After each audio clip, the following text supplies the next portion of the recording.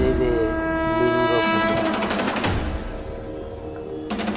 দক্ষ যজ্ঞে সতী দেহত্যাগ করার পর মহাদেব পাগলের মতো সর্বত্র ঘুরে বেড়াতে লাগলেন।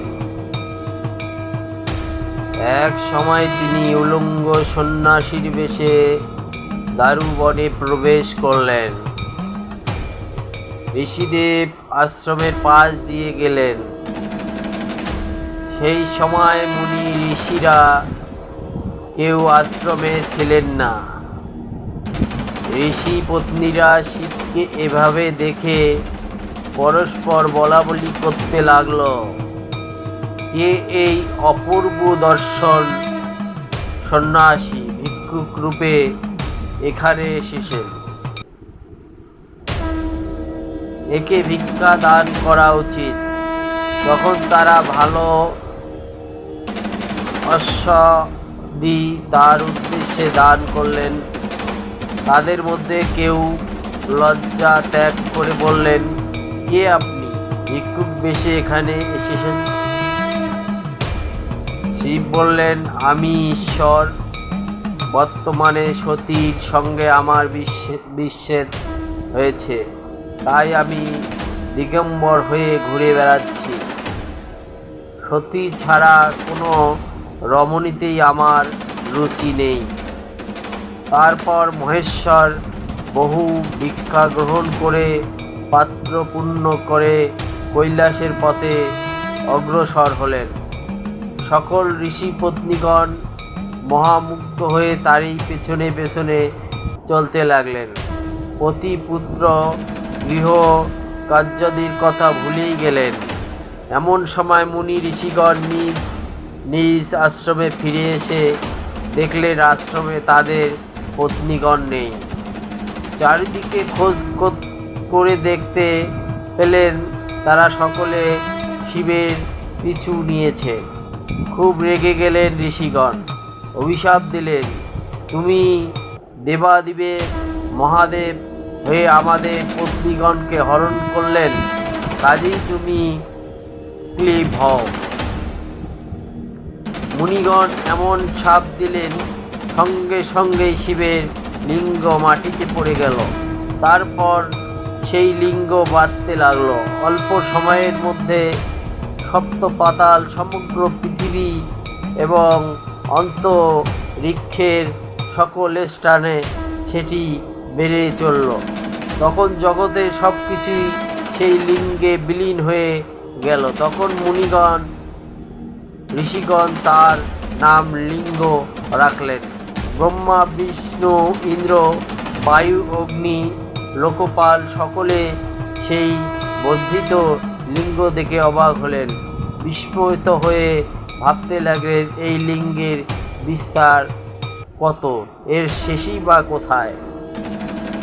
তারপর ব্রহ্মা সেই লিঙ্গের ঊর্ধ্বসীমা দেখার জন্য আর বিষ্ণু নিম্ন সীমা জানার জন্য চললেন।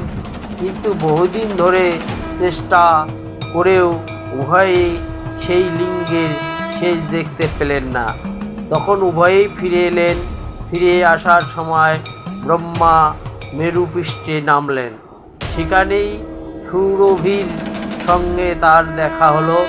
সেই সুরভি তখন কেতকী গাছের নিচে দাঁড়িয়েছিলেন। ব্রহ্মা সুরভিকে জিজ্ঞাসা করলেন, হে সুরভি, শিবের লিঙ্গ ত্রিভুবন বিস্তার করেছে, তুমি কি দেখেছ? সেই লিঙ্গের পূর্বসীমা দেখবার জন্য আমি গিয়েছিলাম, কিন্তু বহু খোঁজ করেও দেখতে পেলাম না, তাই ফিরে যাচ্ছি। দেবতারা আমাকে জিজ্ঞাসা করলে আমি কি উত্তর দেব?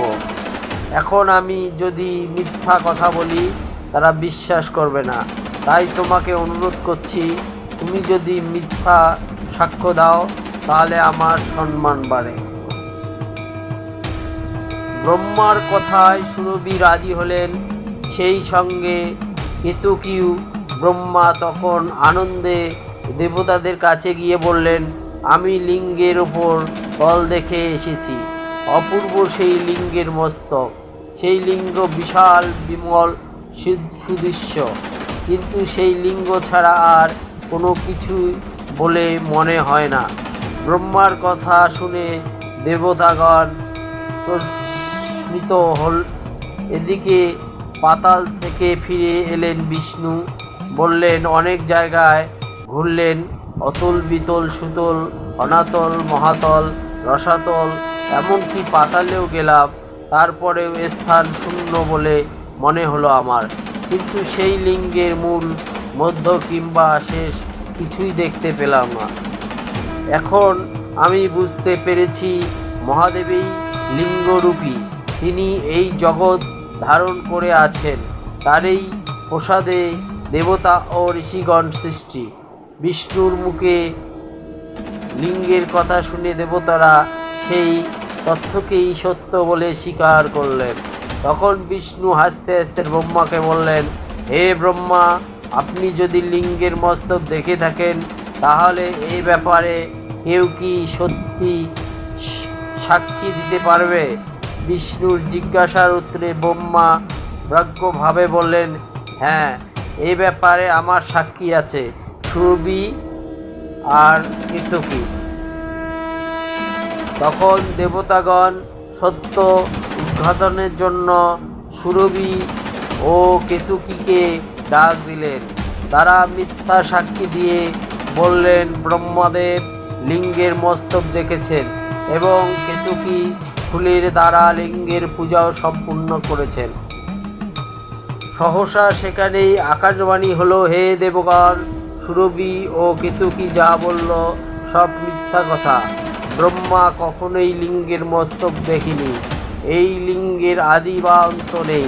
তখন দেবতাগণ সুরভিকে অভিশাপ দিলেন, হে সুরভি, তুমি যে মুখে মিথ্যা কথা বলেছ সেই মুখ সর্বদা অপবিত্র থাকবে। আর হে কেতকী, তোমার ফুল সুগন্ধ, কিন্তু আজ থেকে তোমাকে দিয়ে আর কেউ শিব পূজা করবে না।